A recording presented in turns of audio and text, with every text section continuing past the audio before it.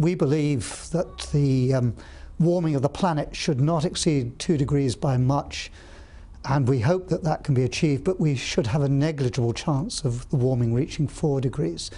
And if you look at the emissions of CO2 that means, it means that by 2050 the world's got to be cut its CO2 emissions from present by at least 50%. And that means, if you divide it amongst the world's population, just over 2 tons of carbon dioxide per person per year. These were projections from the UN in 2004, and already the green one is not a possibility. We've passed through 7 billion people on this planet. The optimistic hope is that we follow the orange curve there with a maximum number of people on the Earth just over 9 billion, and then perhaps decreasing. And the pictures on the right suggest, from our present understanding, how the climate might look at the end of this century. And you see the warming, which on average over the Earth might be 3 degrees or so, but on the continents in the winter is more like 4 degrees, and in the northern continents more like 8 degrees.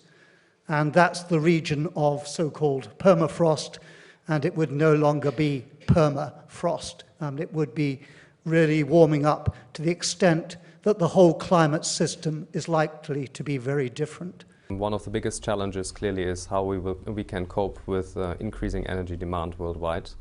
We estimate that global primary energy demand will increase by 1/3 over today's levels, driven by non-OECD countries. So 90% of the growth in primary energy demand will come from non-OECD countries. If we don't get serious about making an effort to decarbonize our energy system towards the year 2035, then all the new energy infrastructure that we will have built until then will be responsible for, or will already lock in 90% of our emissions in the year 2035. And if by 2017 we haven't acted, then all the new energy infrastructure that we're going to be putting in place thereafter needs to be emission-free. If we don't do that, to us, we think the door to 2 degrees Celsius will be closed. The countries where vehicle ownership is very low today, such as in China, such as in India, demand for mobility will be increasing substantially. And this means to us that the global passenger car fleet will be doubling to reach almost 1.7 billion vehicles by the year 2035, with all the associated challenges when it comes to all security as well as climate change.